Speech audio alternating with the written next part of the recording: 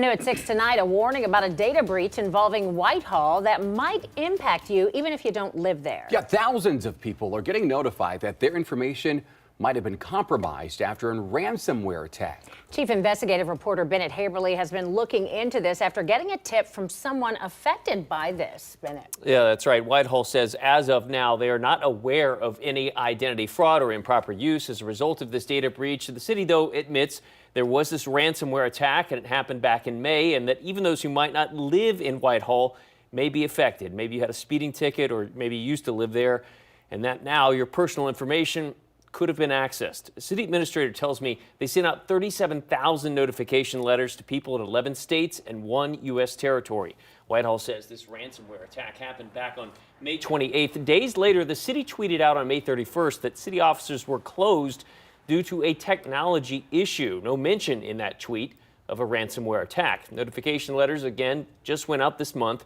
A city administrator tells me they hired a law firm and a cybersecurity firm, and that it has taken this long to figure out who was affected.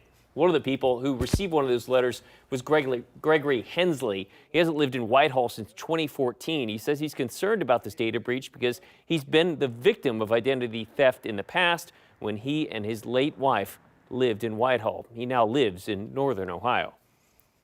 What went through your mind when you got this letter from Whitehall? Panic. Panic? I lived in Whitehall. Yeah, I lived in Whitehall years ago, and my late wife, Peggy, was mugged. And after that mugging, our identities were stolen. And the first thing I thought of is, oh, here we go again.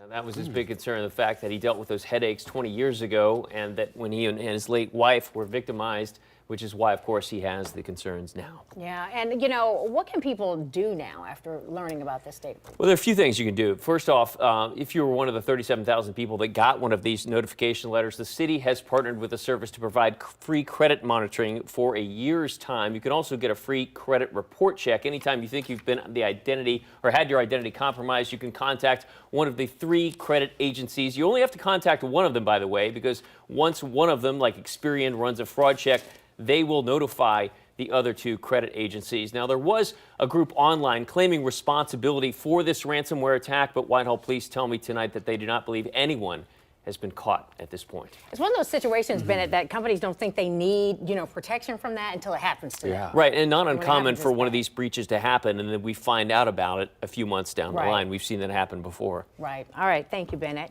Well, if there's something you want the 10 Investigates team to look into, just email us. Email 10investigates@10tv.com.